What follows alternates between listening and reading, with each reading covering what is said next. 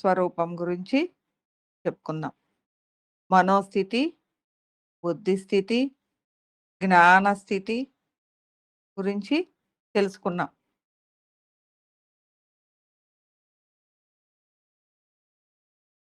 జ్ఞానస్థితిలో తాను ఆత్మస్వరూపము. నేనే కాదు అనేక ఆత్మస్వరూపాలు ఎలా ఉన్నాయో అలా నేనున్నాను అన్న అవగాహన వచ్చింది. ఇప్పుడు స్వస్వరూప స్థితిని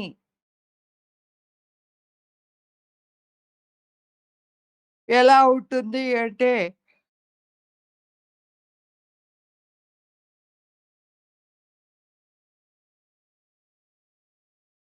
తాను అనేక జన్మల జ్ఞానాన్ని ఎలా కలిగి ఉందో,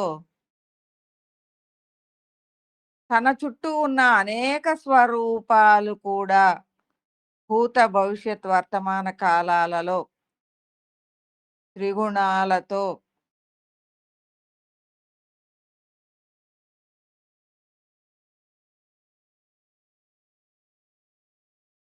ఇవన్నీ కూడా కలిగే ఉన్నాయి. ఆత్మస్వరూపాలుగా ఉన్నాయి అనేది అవగాహనయ్యి ఇక్కడ స్వస్వరూప స్థితికొచ్చేసరికి ఈ గుణాలు, అరిషడ్ వర్గాల యొక్క మనోబుద్ధి స్థితులు అనేది కాకుండా హృదయ స్థాయిలో అంటే ఏదైతే అనేక స్వరూపాలలో అనుభవ జ్ఞానంగా ఉన్న అనుభవాత్మకంగా ఉన్న జ్ఞానము ఏదైతే ఉందో అది హృదయ స్థాయిలో అనేక స్వరూపాలతో అనుసంధానమవుతుంది. ఇలా అనేక స్వరూపాల జ్ఞానము అనేది అనేక హృదయాలతో అనుసంధానమైనప్పుడు ఆ జ్ఞానమే నా యొక్క స్వస్వరూప జ్ఞానము అనబడుతుంది. అంటే ఇంతకుముందు స్వరూపంగా తన యొక్క అనేక జన్మల జ్ఞానం అనుభూతాత్మకంగా ఉన్న జ్ఞానము తన జ్ఞానమైంది. ఇప్పుడు స్వస్వరూపాత్మకంగా తనలాగానే అనేక స్వరూపాలు కూడా అనేక జన్మలలో అవగాహన జ్ఞానాన్ని కలిగి ఉన్నాయి. వాటన్నిటి యొక్క జ్ఞానము అనేది అనేక హృదయాలతో ఇది స్పందించినప్పుడు అనేక హృదయాలు కూడా ప్రతిస్పందిస్ ప్రతిస్పందించి ఏకత్వంగా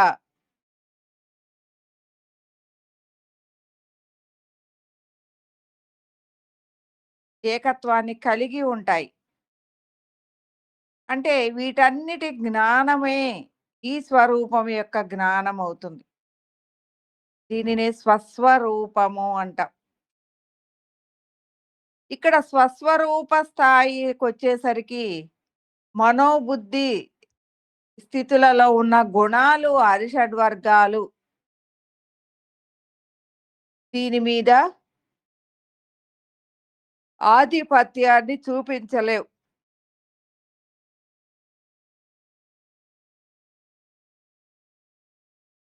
స్వస్వరూప స్థాయి అవగాహన అంటేనే అది తనలో అంటే ఏంటి? ఏదైతే ఆలోచన నాదయ్యుందో ఇంతకుముందు నా ఒక్క స్వరూపాందే అది. ఇప్పుడేమైంది? నేను ఎన్ని స్వరూపాలతో లయమైన జ్ఞాన అవగాహనగా ఉన్నానో, ఆ స్వరూపాలన్నిటి మీద నా యొక్క ఆలోచన ప్రభావం ఉంటుంది. దాని మూలంగా ఏమవుతుంది? ఇంతకుముందు ఒకదానిలో ఆలోచన జేసింది. ఇప్పుడు 100 స్వరూపాలతో నేను లయమై ఉన్నా అంటే 100 స్వరూపాలలో ఉన్న ఆలోచన నా ఆలోచనే అయ్యుంటుంది. నా స్పందనే అయ్యుంటుంది. ఇప్పుడు నేనేమయ్యాను? ఇప్పుడు 100 స్వరూపాల సమాహారమైన ప్రకాశతుల్యంగా ఉన్నాను. అంటే నా వ్యాపకత్వం పెరిగింది. నా ప్రకాశత్వం పెరిగింది.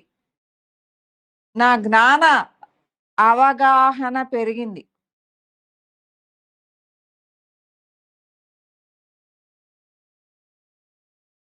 ఇక్కడ దీని మీద కర్మలు, వాసన, బలాలు పని చేయవు.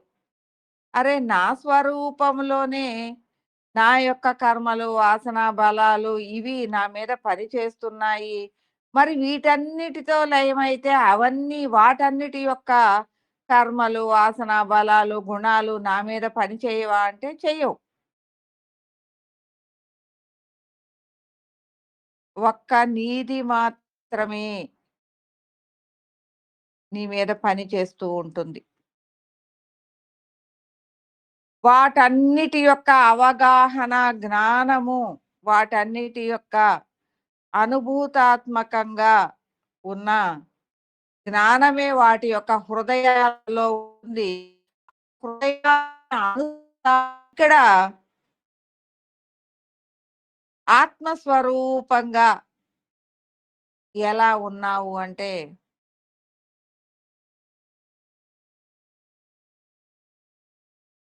సర్వములో వ్యాపించి ఉన్నది ఆత్మస్వరూపం.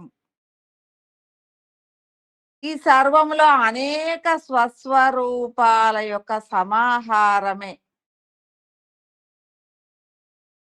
ఈ ఆత్మస్వరూపం. అలాగే మనము గూడా ఒక స్వస్వరూపంగా ఉన్నాం. ఎంతున్నాము ఇప్పుడు? ఒక 100 స్వరూపాల సమాహారంగా ఉన్నాం.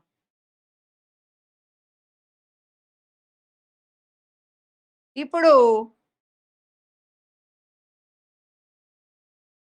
ఈ స్వస్వరూపాత్మకంగా నీవు ఆత్మ పయనము అంటే సత్యాన్వేషణ, భగవంతుడి వైపుకి నీ ఆలోచన, నీ ఆవిష్కరణ అంటే నీ ఆత్మ విన్యాసము గనక నువ్వు చేస్తూ వెళ్ళినట్లయితే, నీకంటే ముందు ఎన్నో స్వస్వరూపాలుగా ఉన్న, జ్ఞాన ప్రకాశంగా ఉన్న స్వస్వరూపాలతో నీ మీద ఎక్కువ శక్తివంతంగా ఉంటుంది. అందువలన చిన్నగా కొంత కొంత వాటిని పెంచుకుంటూ అనేక స్వరూపాలతో లయమవుతూ నీకంటే పెద్దదైన స్వరూపాల వైపు దృష్టి పెట్టి కొంత కొంత అవగాహన చేసుకుంటూ వాటి యొక్క జ్ఞానాన్ని కూడా అవగాహన చేసుకుంటూ నీ హృదయ స్పందనకి ప్రతిస్పందనాత్మకంగా అవి వాటి యొక్క జ్ఞాన అవగాహనని నీతో లయం చేస్తూ ప్రయాణం చేస్తూ ఉంటాయి. అంటే ఇప్పుడు నీవేమయ్యావు? నీ యొక్క స్వస్వరూపాన్ని 100-200, 300 అలా పెంచుకుంటూ ప్రయాణం చేస్తూ ఉన్నావు. అంటే నీ ప్రకాశ స్థాయి పెరుగుతూ ఉంది. నీ యొక్క అవగాహన స్థితి పెరుగుతూ ఉంటుంది. అంటే నీ యొక్క ప్రకాశ స్థితి పెరుగుతుంది అంటే నీ జ్ఞాన స్థితి పెరుగుతూ ఉందని. అంటే నీ అవగాహన స్థితి పెరుగుతుంది అని. అంటే నీ యొక్క ఏకత్వం పెరుగుతుంది. ఇలా మనము స్వస్వ అనుసంధానాన్ని మనం చెప్పుకుంటూ వెళ్ళొచ్చు. అలాగే ఇంతకుముందు ఉన్నాము. మనము అనేక పనులు చేసుకుంటూ ప్రయాణం చేస్తున్నాం. ఇప్పుడు ప్రయోజనం ఉందా అంటే అద్భుతమైన ప్రయోజనాలున్నాయి. వెంకటేశ్వర స్వామి గారు అనేక వెంకటేశ్వర స్వామి మాటలాడనే ఆయన భక్తులుంటారు. వాళ్ళందరూ కూడా ఆయన మీద దృష్టి పెడతారు. వెంకటేశ్వర స్వామిని కొలిసే వాళ్ళుంటారు. దేవుడు ఆయనకి మొక్కులు కట్టుకున్న ఉంటారు. వాళ్ళు మనగా అప్పుడప్పుడు దండం వాళ్ళు ఉంటారు.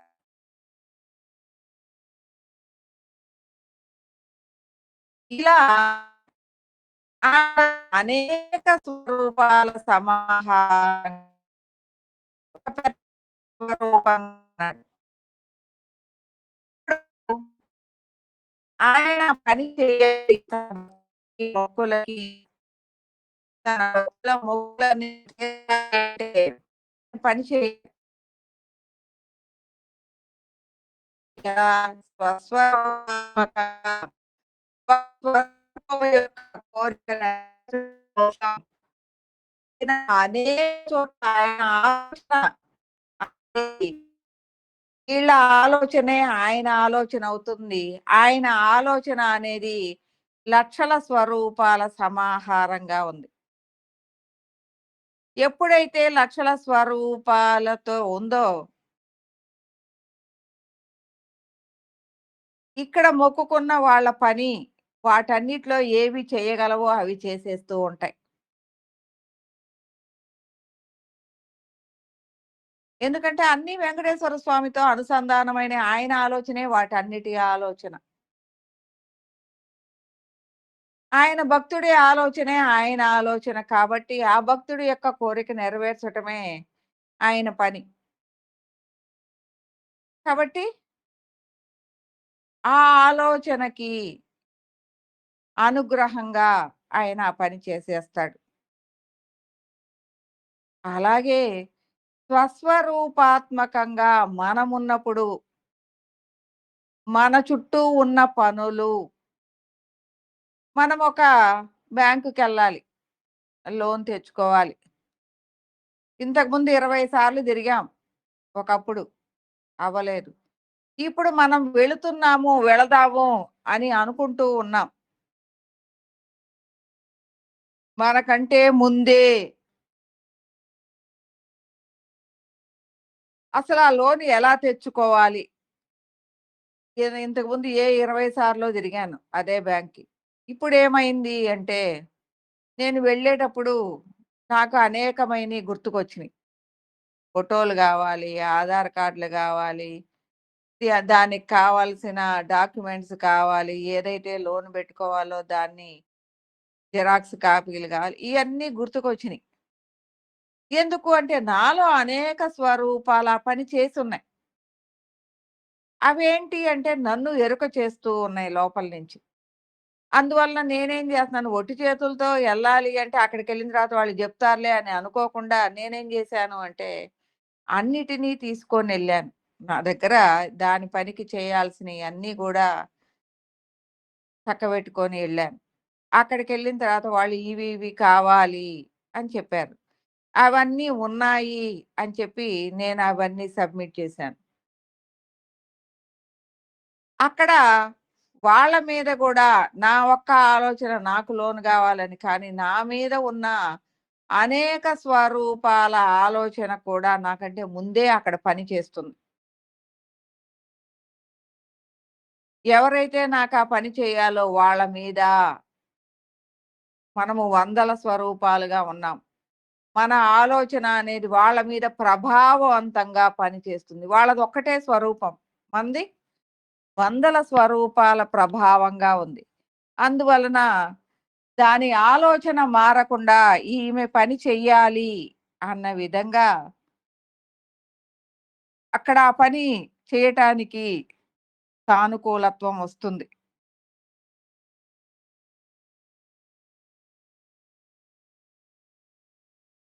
ఇలా స్వస్వరూపాత్మకంగా ఉన్నప్పుడు నీ ఆలోచన ఇక్కడ మనమందరము అనుకుంటాము. ఇలా మనం వెళ్తేనే మన పని కంటికి కనిపిస్తేనే అని. మన పని కంటికి కనిపిస్తేనే కాదు, మన ఆలోచన వెళ్ళినప్పుడు గూడా నువ్వు ఒక సద్గురు స్థాయిలో ఉన్నప్పుడు, సత్ అవగాహనతో ఉన్నప్పుడు, నీ యొక్క స్వస్వరూపాత్మకమైన ఆలోచనలు అంటే ఒక మహా ప్రయోజనమైన హృదయంగా ఉంటుంది నీ హృదయం. అది విశ్వ కళ్యాణ శోభితంగా అనేక ఆలోచనలు చేస్తూ, అనేకమైన పనులు విశ్వంలో చేస్తూ ఉంటుంది.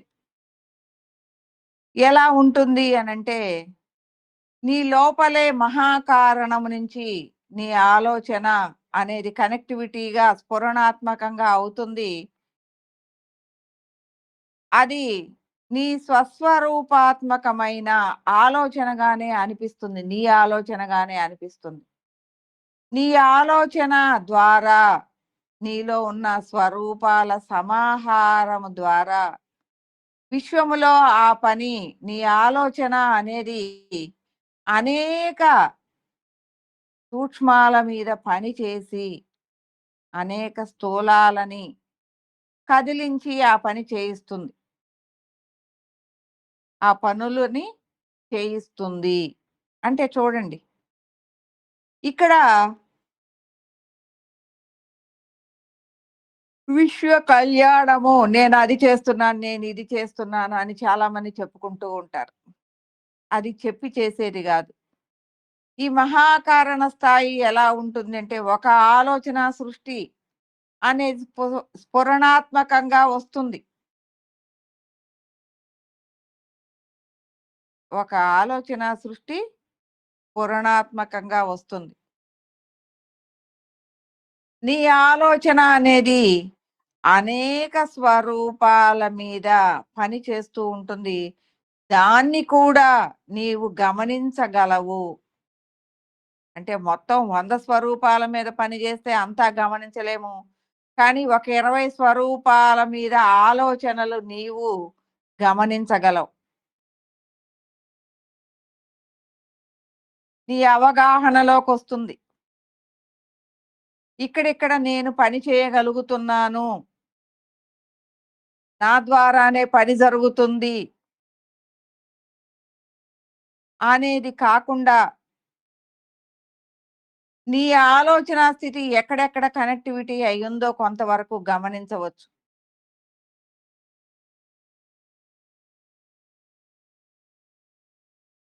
ఆత్మస్థితిలో జరిగే పనులని నీ ఆలోచన ద్వారా సృష్టి స్థితి ద్వారా అనేక కారణాల ద్వారా, అనేక సూక్ష్మాలని, అనేక స్థూలాల ద్వారా ఆ పనులని జరిపించవచ్చు. ఇదంతా నీ ఆధీనంలో ఉంటుందా అంటే ఉండదు. ఆ క్షణము నువ్వు ఆలోచన చేశావా? ఆ పని చేశావా? దాని ద్వారా నీ ఆలోచన స్పందన కలిగించావా? ప్రతిస్పందనాత్మకంగా ఏవేవి స్వరూపాలు అవి తీసుకుంటాయో, అవి ఆ పనులు చేసుకుంటా వెళ్ళిపోతాయి. ఇప్పుడు మనం భగవంతుడిని వేడుకున్నాం. భగవంతుడు అనేక స్వరూపాల సమాహారం అన్నాం. ఆ అనేక స్వరూపాలలో కొన్ని మనకి పని చేస్తాయి. మన యొక్క సూక్ష్మ దేహం మీద ఆ ప్రభావం చూపిస్తాయి. మన స్థూల దేహము ఆ పని చేస్తుంది. లేదు ఆ అనుగ్రహము ఎవరో ఒకళ్ళు పక్కింటి వాళ్ళో, తెలిసిన వాళ్ళో, స్నేహితులో మనకి తీసుకొచ్చి మనం ఏదైతే కోరుకున్నామో భగవంతుడిని, భగవంతుడు డైరెక్ట్‌గా ప్రత్యక్షం అవ్వడు. మన ముందు గనక ప్రత్యక్షమైతే గుండె ఆగి చచ్చిపోతాం. వెంకటేశ్వర స్వామి అన్ని కిరీటాలు, సొమ్ములు పెట్టుకొని వచ్చి నిలబడ్డాడనుకో నిజంగానే గుండె ఆగి చచ్చిపోతాం.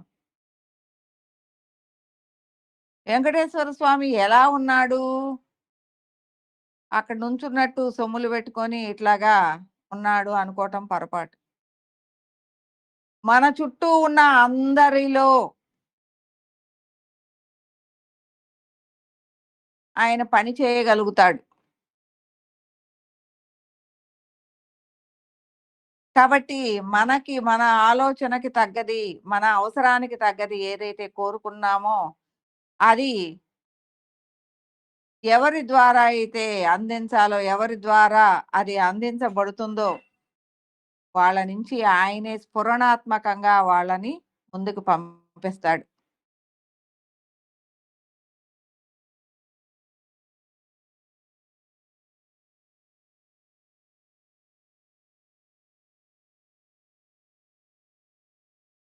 కాబట్టి ఇలా స్వస్వరూపాత్మకంగా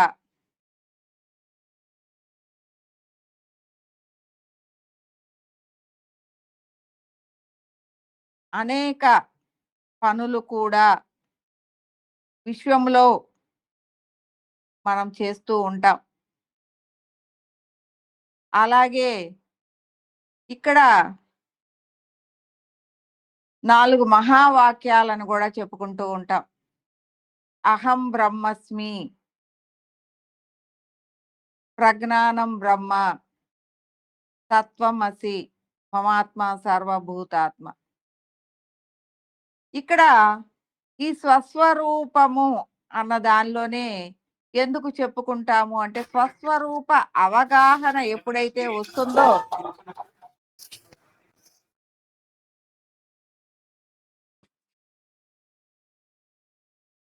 స్వస్వరూప అవగాహన ఎప్పుడైతే వస్తుందో, అప్పుడు మాత్రమే అహం బ్రహ్మస్మి అంటే అర్థమవుతుంది. అంటే ఇక్కడ నీవు ఒక ఆత్మ స్వరూపానివి. నీకు లాగానే నీ చుట్టూ ఉన్న అనేక స్వరూపాలు కూడా ఆత్మ స్వరూపాలే. అంటే బ్రహ్మము అంటే ఆత్మ స్వరూపము.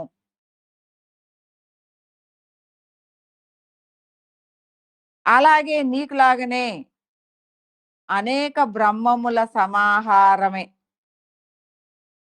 ఈ స్వరూపాలన్నీ.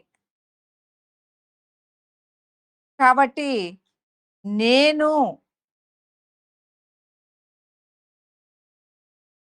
బ్రహ్మము, అహం బ్రహ్మస్మి, నేను బ్రహ్మని, నేను ఆత్మస్వరూపాన్ని. ఉన్నది ఏదైతే ఉందో అనేక బ్రహ్మముల సమాహారంగా సమస్తము ఆత్మస్వరూపంగానే ఉంది. నేను కూడా అలాగనే ఉన్నాను.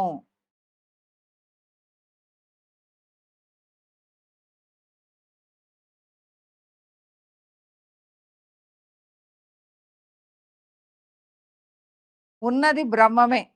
నేను కూడా అలాగే ఉన్నాను. నాకులాగానే అది కూడా ఉంది. దానికంటే నేను వేరుగా లేను. ఏదైనా జెప్పుకోవచ్చు. ఇప్పుడు మనకి అర్థమవుతుంది. ఎప్పుడైతే స్వస్వరూపాత్మకంగా అవగాహన కలిగి ఉన్నామో, అంటే అన్నిట్లో అన్ని స్వరూపాలలో ఉన్న జ్ఞాన ప్రకాశము ఏదైతే ఉందో, అదే నేనయ్యున్నాను. నా చుట్టూ ఉన్నయన్నీ గూడా అలాగే ఉన్నాయి అని చెప్పుకున్నప్పుడు, ఇక్కడ ఈ మహావాక్యాలు మనకి చక్కగా అర్థమవుతాయి. ఇక్కడ ప్రజ్ఞానం బ్రహ్మ, వీటన్నిటిలో అయితే జ్ఞానముందో,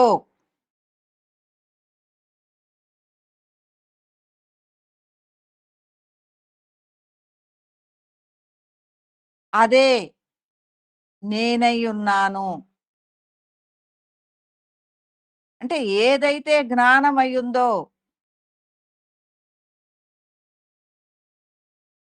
ఆ జ్ఞానమే నాలో కూడా ఉంది. నేను కూడా అలాగే ఉన్నాను. అంటే నాలో ఉన్న ఆత్మ జ్ఞానమే ప్రజ్ఞానమయుంది. సమస్తములో ఉన్న ఆత్మ జ్ఞానమే ప్రజ్ఞానమయుంది. ఆ ప్రజ్ఞానమే బ్రహ్మ అని చెప్తున్నాం. బ్రహ్మము.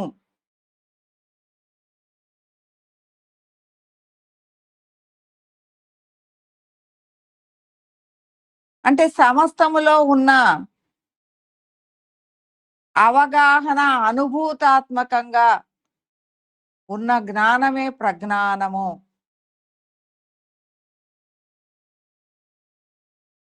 ఈ బ్రహ్మములో ఉన్నదంతా అదే.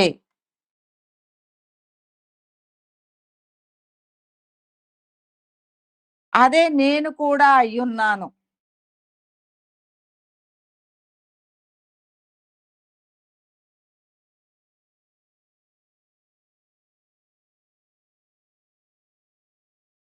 మమాత్మ సర్వభూతాత్మ. ఏదైతే ఆత్మస్వరూపంగా నేనున్నానో సర్వభూతాలలోనూ, అంటే అనేక స్వరూపాలలో కూడా అదే ఆత్మస్వరూపం ఉంది. నాకంటే భిన్నంగా ఏదీ లేదు. వాటన్నిటిలో ఏది ఉందో అదే నాలో ఉంది. నాలో ఏదైతే ఉందో వాటన్నిటిలో గూడా అదే ఉంది. మమాత్మ సర్వభూతాత్మ. నేను ఎలా ఉన్నానో అవన్నీ అలాగే ఉన్నాయి.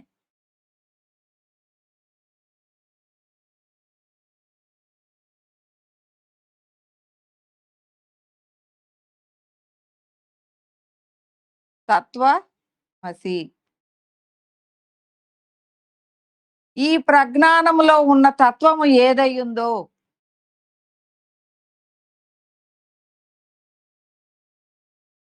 అదే నాలో కూడా ఉంది. అదే నేనయ్యున్నాను. అక్కడ ఏదైతే ఉందో అది నాలో ఉంది. అది నేనయ్యున్నాను.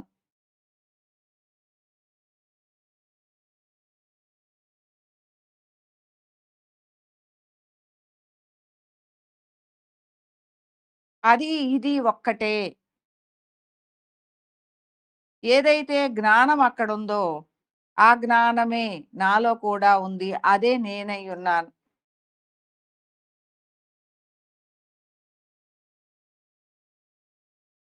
ఇలా 4 మహావాక్యాలు ఇక్కడ బాగా స్వస్వరూపము అర్థమైనప్పుడు,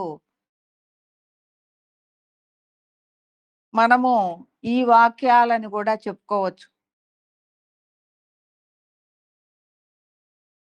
ఇలా స్వస్వరూపాత్మకంగా మనం ప్రయాణించుటే, అంటే మనం ప్రతి దానిలో గూడా 1, 2, 3, 4, 1, 2, 3, 4 దేహము నుంచి ఆత్మ స్థితిలోకి మనం ఒక్కొక్క స్టెప్పు తీసుకుంటూ, 4వ స్టేజి అనేది పరిపూర్ణమైన ఆత్మస్థితిగా మనం చెప్పుకుంటూ ఉన్నాం. ఈ స్వస్వరూపాత్మకము అనేది పరిపూర్ణమైన ఆత్మస్థితి. అవగాహన స్థితి. ఇది తనని తాను అవగాహన చేసుకుంటుంది. సర్వాన్ని కూడా అవగాహన చేసుకొని ఉంటుంది. తాను ఎలా ఉన్నానో ఈ సర్వము అనే సర్వము కూడా అలాగే ఉంది అన్న అవగాహన కలిగి ఉంటుంది. కాబట్టి అది అది తనని తాను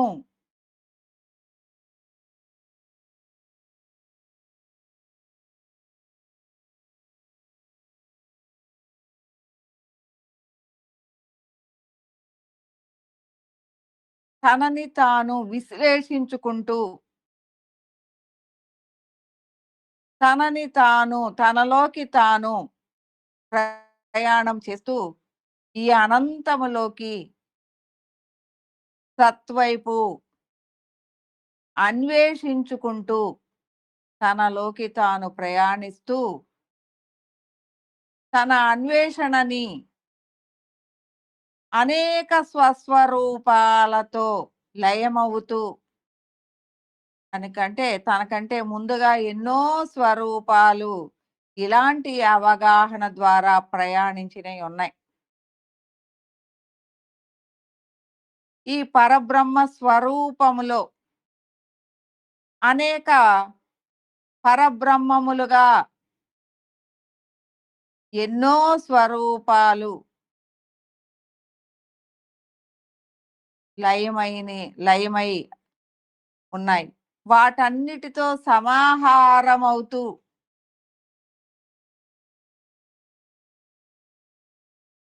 తనని తాను విశ్లేషించుకుంటూ,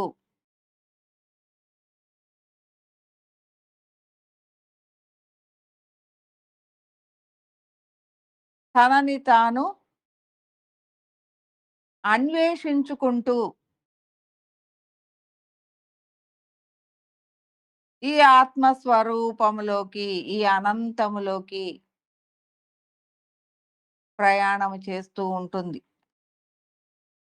ఇది ఈ ప్రయాణము అనేది అనంతం. ఈ రోజుతో అయిపోయింది. ఇంతటితో నేను భగవంతుడిని తెలుసుకున్నాను, స్వస్వరూపానికొచ్చాను. నేనింతటితో భగవంతుడిని తెలుసుకున్నాను అంటే పొరపాటే. భగవంతుడు ఎప్పటికప్పుడు కొత్తగానే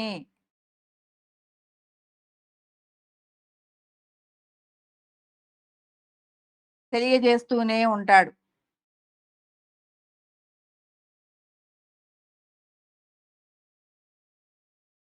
మనము ఎప్పుడూ కూడా భగవంతుడు మనకంటే గొప్పవాడు. నిరంతరము ఆ జ్ఞాన అవగాహనలలో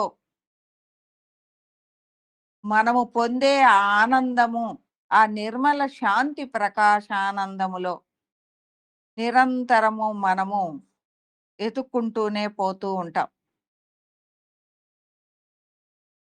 ఆ మహత్యము ఎలా ఉంటుంది అంటే, క్షణక్షణము కొత్తగానే ఉంటుంది. క్షణక్షణము గొప్పగానే ఉంటుంది. క్షణక్షణము ఇంకా తెలుసుకోవాల్సింది ఉంది అనేది తెలియజేస్తూ ఉంటుంది. అది వెళ్ళే కొద్దీ ఇంకా ప్రయాణము ఇంకా ఉంది అన్న అవగాహన మనకి ఎప్పటికప్పుడు అవుతూనే ఉంటుంది. ఇంతటితో అయిపోయింది అని లేదు. అంటే ఆ భగవంతుడు ఎలా ఉన్నాడు? తన మహత్యాన్ని నిరంతరము కొత్తగా చూపిస్తూనే ఉన్నాడు. మనం వెళ్ళే కొద్దీ. అందువలన భగవంతుడి వైపు దృష్టి పెట్టి నువ్వు భగవంతుడివి అయినావు. నేనే భగవంతుడిని అంటే నీ ప్రయాణం ఆగిపోతుంది.